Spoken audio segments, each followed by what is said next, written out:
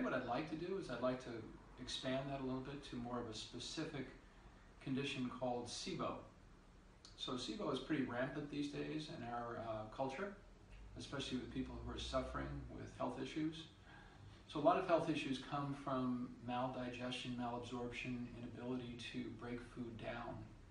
And the ultimate manifestation of that these days in symptomatology is a condition called small intestinal bacterial overgrowth, or SIBO.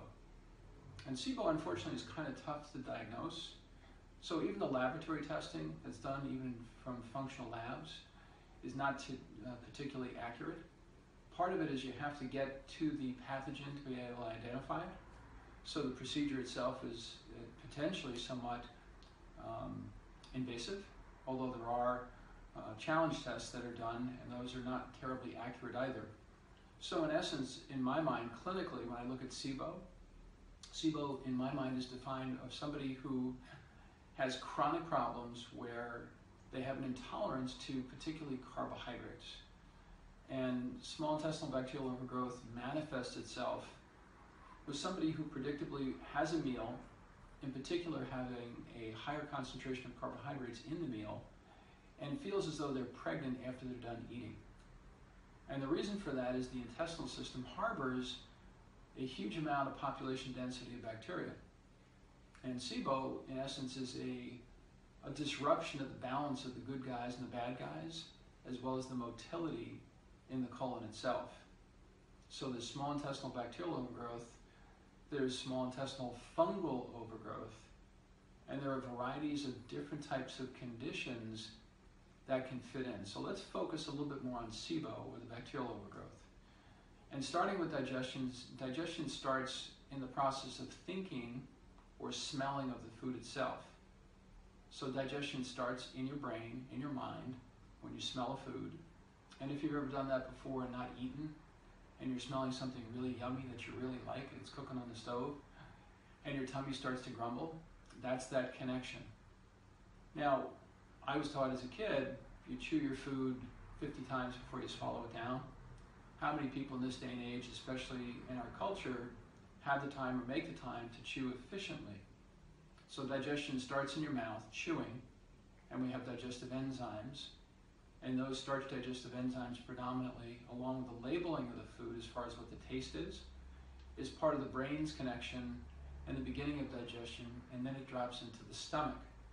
So the bolus of food, once it's chewed, hopefully accurately or appropriately to small little pieces, then gets processed in this amazing little churning mechanism called the stomach. And the stomach is a muscle, and it moves the food around, and it makes hydrochloric acid. And this is the only place in our body that hydrochloric acid, that concentration of acid, could survive that type of environment for the food to break down. And predominantly in our stomach, we break down protein. And this little chamber keeps the food for a specific period of time, mixing and churning the food so that as it dumps into the small intestine has three little parts, and the duodenum, jejunum, and ileum.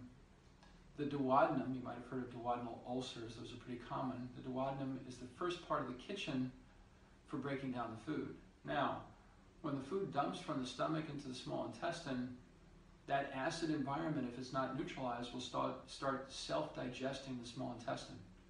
So at the same time, when the bolus drops from the stomach into the small intestine, we excrete a great amount of bile, and also the pancreas puts out amylase, lipase, and protease, or digestive enzymes that also continue to break the food down. So the hydrochloric acid is neutralized by bile, which is very alkaline, that's the flip of acidity.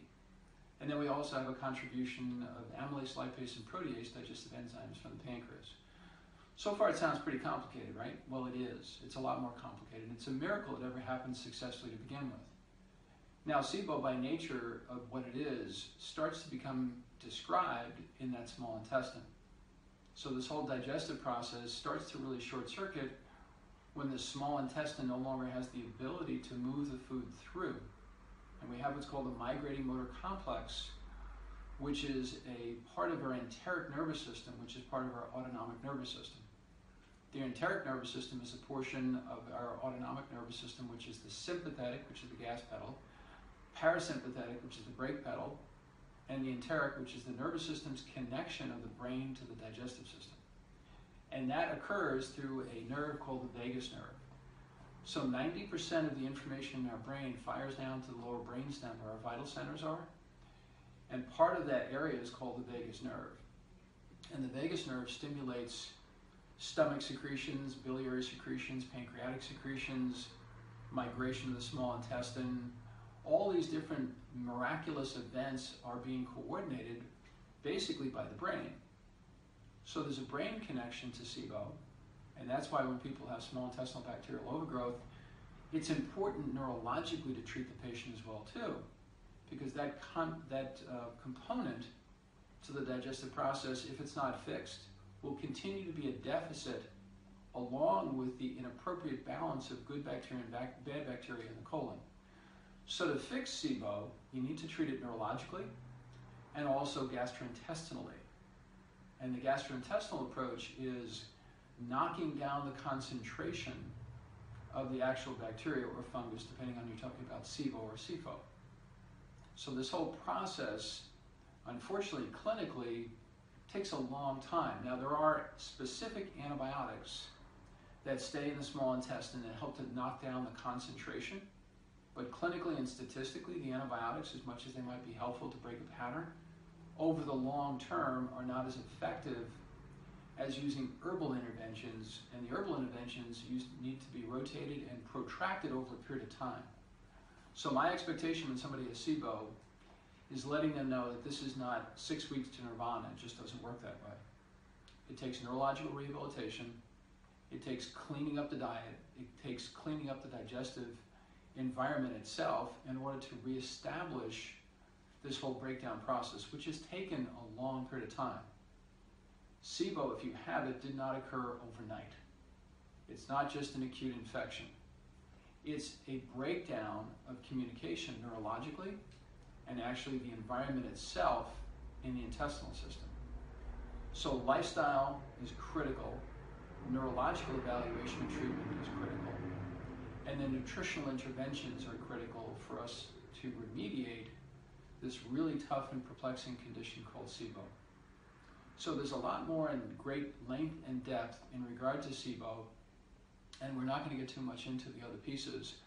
So just know, in this whole process of identifying digestive dysfunction, this is a higher level of qualification to what the digestive dysfunction may be by nature of symptoms. So if you suffer from constantly being bloated, gassy, and uncomfortable after most meals, just know, in my opinion and experience clinically, you're probably expressing this condition called SIBO or SIFO.